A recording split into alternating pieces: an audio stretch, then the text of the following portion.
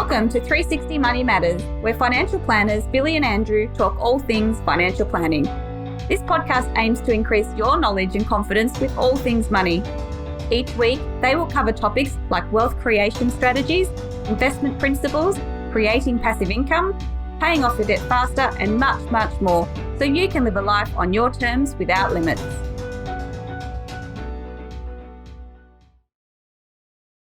Hello and welcome back to another episode of the 360 Money Matters podcast. I'm Billy and I'm joined by my co-host, Andrew. Bills, we're back for another podcast and we're joined by another esteemed guest as well. We are, and we're very excited. So we've got Amy Parsons from Futurity joining us to talk to our viewers and our listeners about education investments and what products you guys offer, what solutions you've got on offer, and sort of how they fit into everything. So I might, Amy, I might hand over to you and put you in the spotlight, and you can have a chat to everyone and tell them a little bit about yourself. Awesome. Thank you both for having me. My name's Amy and I'm with Victorian Investment Group. I've been with them for 2 years now. I'm also a mother of 2 children, and I've got a brand new home that we're living in, that we're spending quality time and being able to actually travel now as well. So getting out and about. Great. Yeah. Very nice, very nice. And travelling, are you off anywhere or have just returned from somewhere? Or We have. I've been up to Brisbane and then to Tasmania, and also took a road trip to Mallacoota.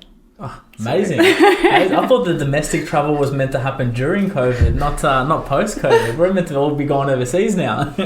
So true. We'll wait for that for Easter. Yeah, exactly. That's it. So introducing the 360 Travel Podcast, Exactly coming to you soon. So Amy, maybe a little bit about sort of the background. We talk to our listeners and our viewers and our clients about the benefits of planning for education, especially because the cost associated with it in Australia is very expensive, and like what we do for a living, planning these things out always yields a better result if we can do them earlier. So maybe just give us a bit of an introduction as to what Futurity does and the background with you guys. Of course. So we obviously have the education bond, which is a vehicle that allows you to save for education costs. We also do a lot of research and reporting. So there's the McCrindle report that I'm sure you'll make available to listeners if they would like to see it. Put it in the show notes. And within the report, it actually stipulates that this year school fees have gone up by 4 to 10%, which is huge.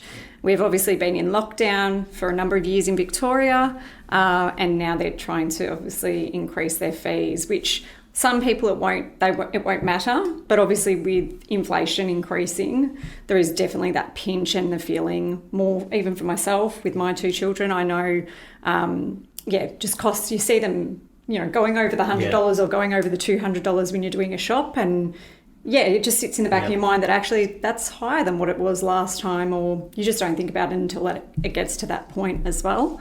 So the education bond is there as a vehicle, almost like putting money aside if you were into a savings plan, but you do have the choice of investing as well in managed funds that are available. So you can put original contributions or capital into the bond, and then the earnings increases over time. So you get to use the bond throughout your child's education, or it could just sit there if you don't end up using it for education as well. Brilliant. So in essence, education bond is basically an investment vehicle that's more or less designed, or the intention of it is to fund a future education. I guess the difference between that and money just sitting in a savings account is obviously in the fact that it can be invested. So as you said, you can put money towards managed funds and you can actually utilise the funds for an investment Exactly. purpose. And I think the key word is intent, because it could be future intent.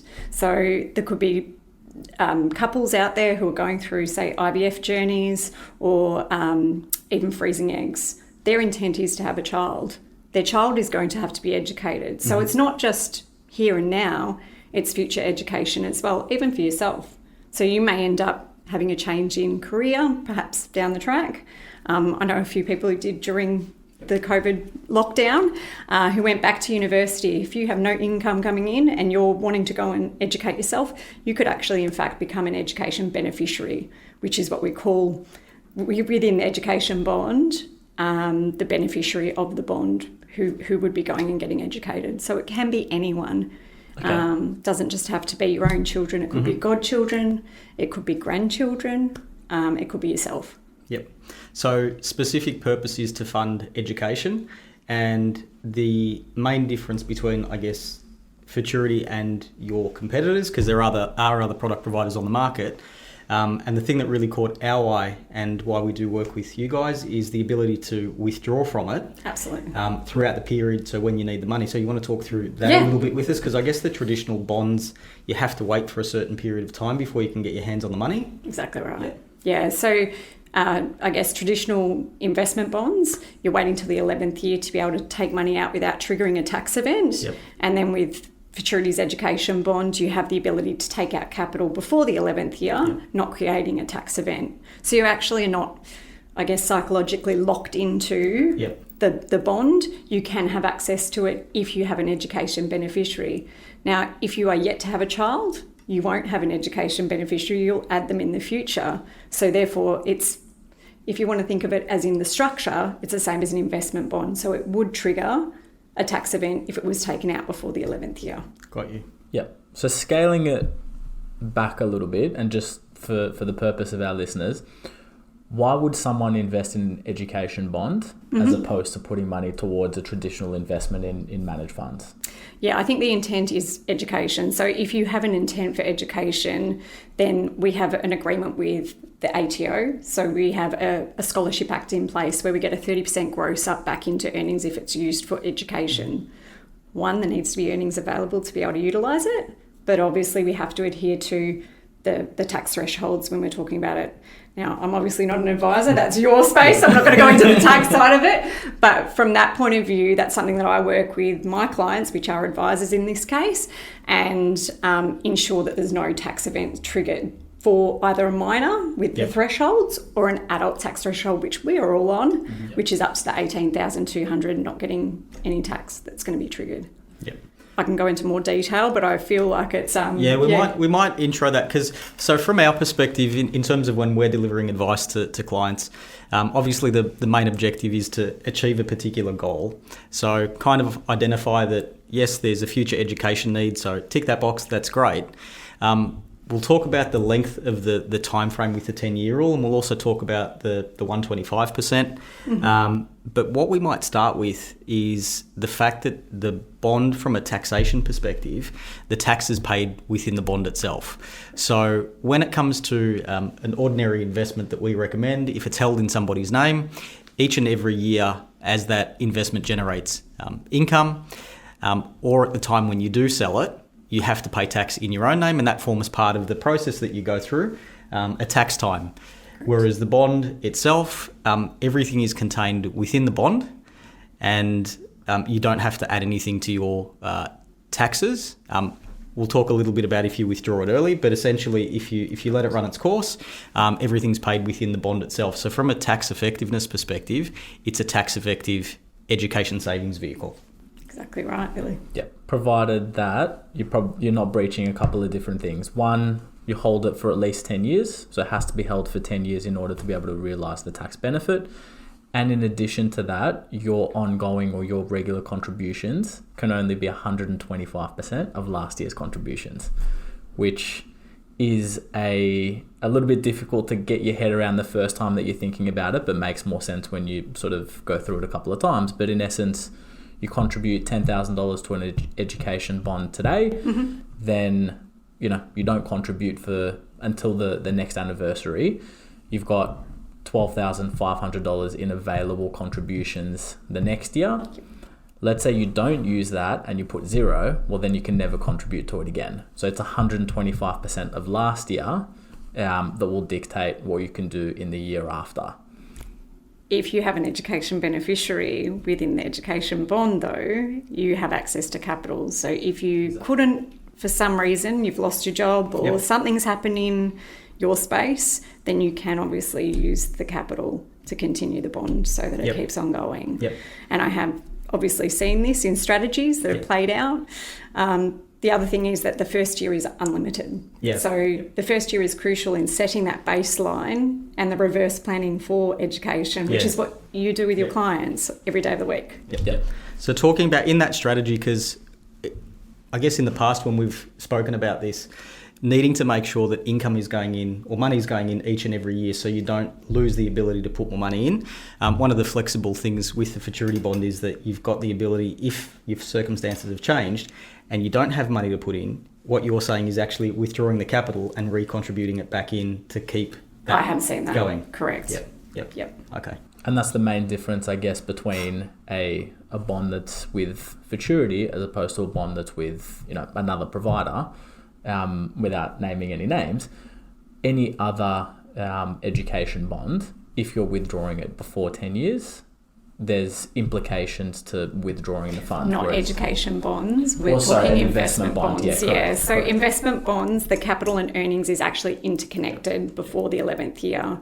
So as soon as the 11th year occurs, it detaches basically. Yep. So you can take out earnings without triggering any tax.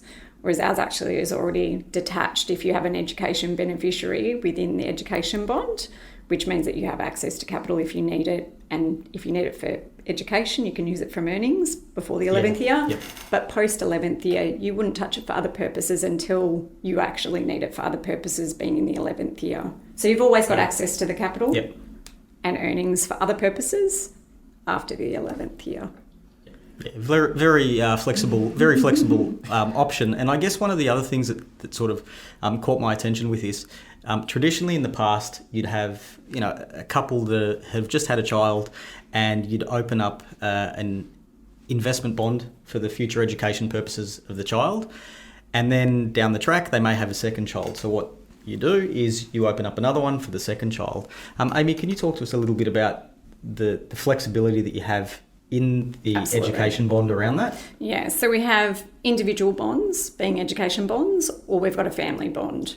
So if you've opted for a family bond, you can add additional beneficiaries, so education beneficiaries. So if you have a growing or extending family, whether you're a grandparent or a parent, then you can add up to 10 beneficiaries to the bond. Yep. And that can be added at any particular point in time, right? So you can Absolutely. You can plan for future children with one particular investment.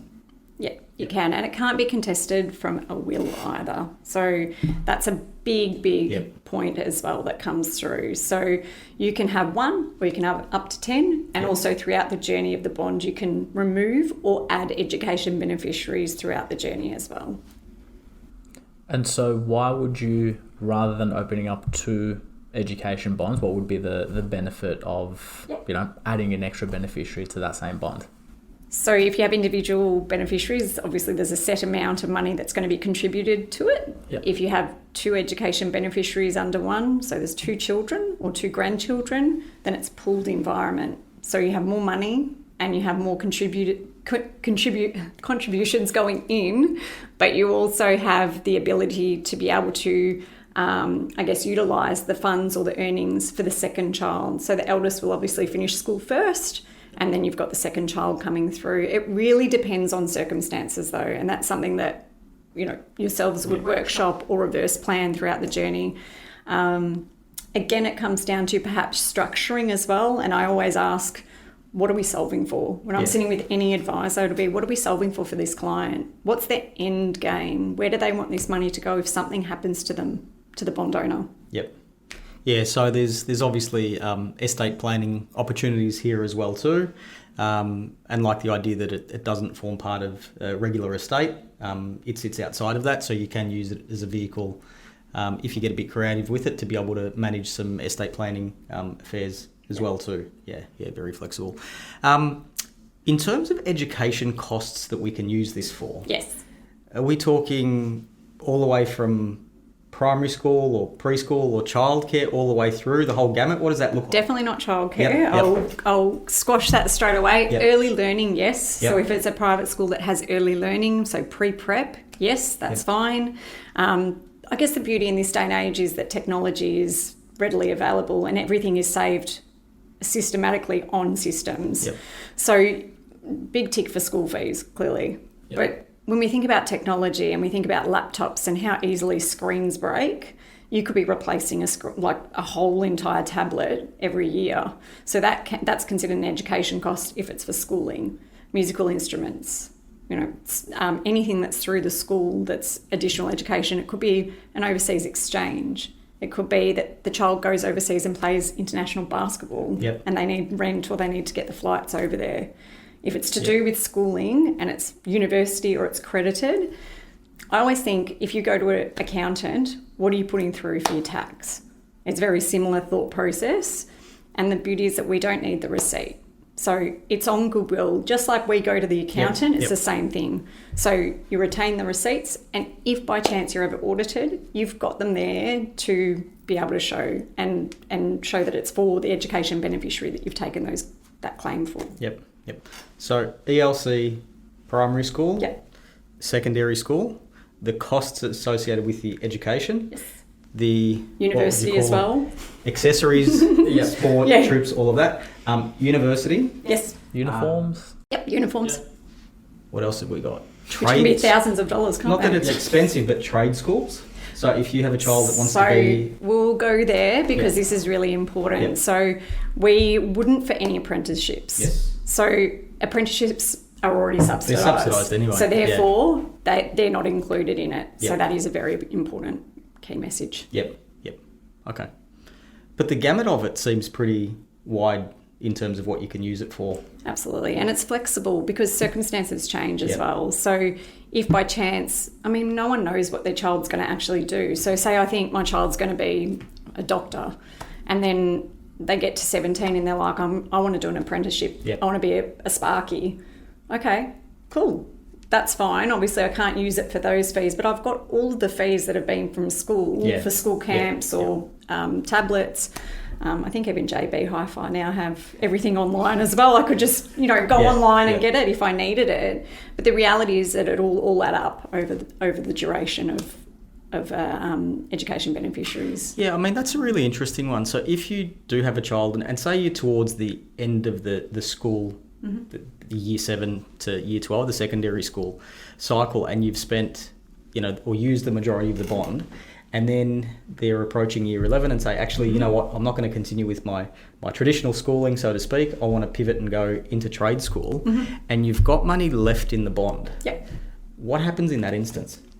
So if you don't have receipts to be able to, I guess, use as a claim. Or you've expunged all of those. Or if you've used it all. Used it, and you've got capital still remaining and maybe a little bit of earnings, you might wait to use the earnings for other purposes after the 11th year and withdraw it then.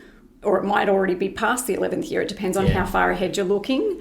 The other thing is that you've got access to the capital anyway at any stage. The bond owner does, not the education beneficiary. It's the bond owner who has access to the capital. Yep. So essentially complete flexibility around that as well. Yeah. And they can also do a future activated transfers. So the bond owner, if they wanted to transfer the wealth to the education beneficiary, they can pick a date, a birthday, an event to transfer the ownership over to the education beneficiary.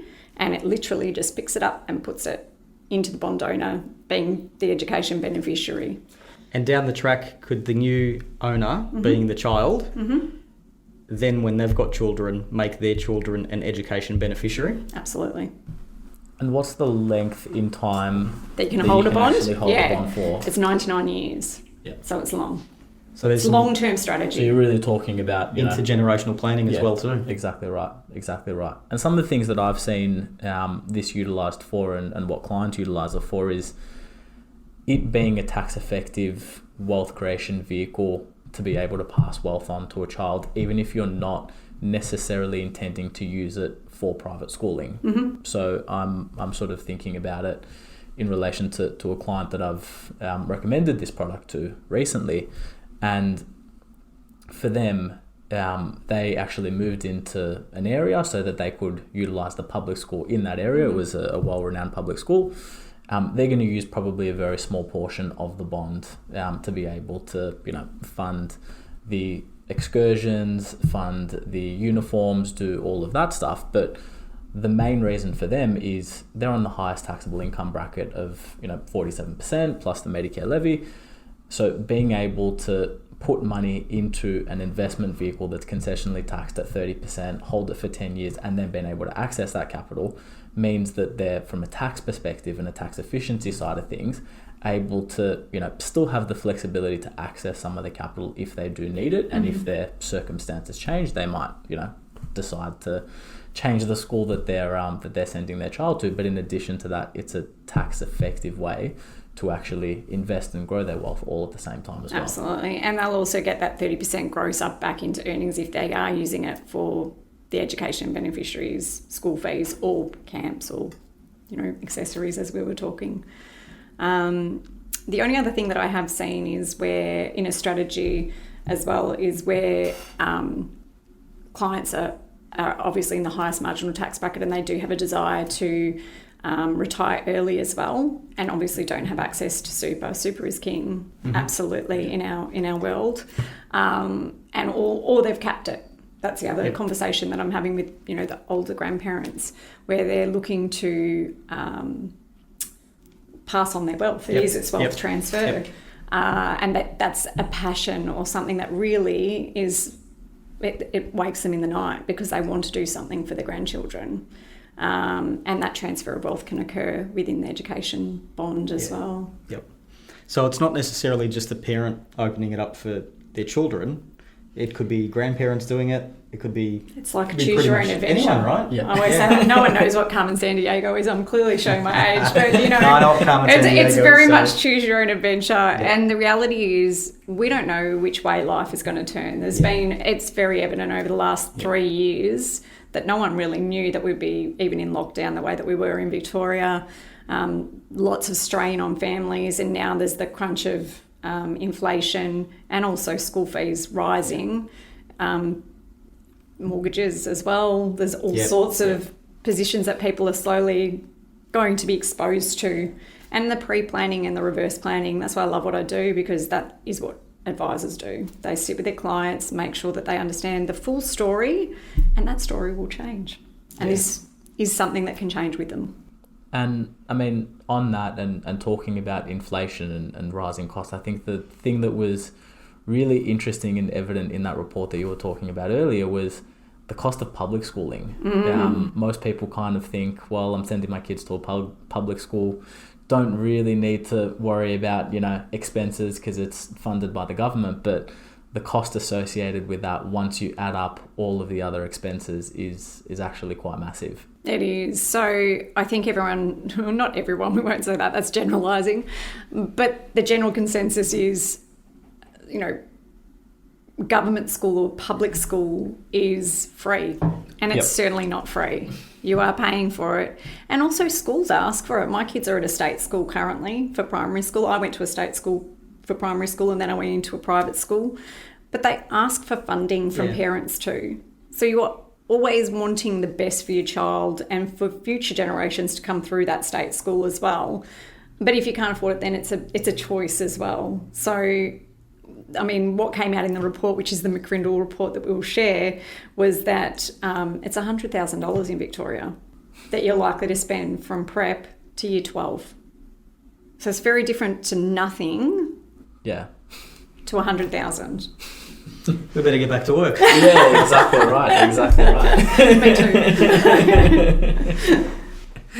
Amy, is there anything else that you think we need to talk about with the education bonds that we may have missed, or anything that we need to back over? It's a complex product, and I think that to be honest, if you really want to get your head around it, you need advice. You need to understand how the tax structure or the strategy works. I'm glad it's not just coming from us and someone else. Honestly, well, it's not.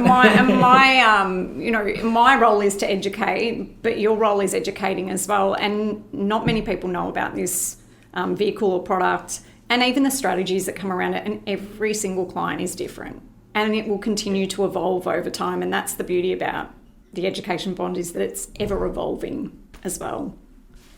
Yeah, awesome. Well, Amy, thanks so much for coming down. It was great having you on the podcast. And Bills, thanks again for another great podcast. and look forward to you coming back on and joining us again for another deeper dive into futurity and education bonds at a future point. Thank you, Billy and Andrew. Thank you, Amy. Thanks, Andrew. And just to our viewers and our listeners as well too, we should probably put the disclaimer out there because we've spoken a lot about a particular product, and we don't usually do that on the podcast because we start with strategy and then use a product if we have to. But this is just general in nature, so don't act on any of the information that you've heard or seen today. So if you do need anything, we're always happy to have a chat. Details are in the show notes. As Andrew likes to say, like and subscribe. We'll put the report in the show notes as well too. So for those that are interested in having a bit of a deeper dive, it'll be available. But thank you, and we'll catch you on the next one. Thanks very much. Thank you. Thanks for listening today. If you have any questions on what we talked about or would like to have a chat about your money journey, visit us at 360fs.com.au. Just a reminder to our listeners that the information contained in this podcast is general in nature and it is not intended as personal recommendations for the audience. Please consider whether the information suits your circumstances before acting on it. This information is provided by Billy Amaritis and Andrew Nicolaou of 360 Financial Strategists Proprietary Limited, authorised representatives and credit representatives of AMP Financial Planning.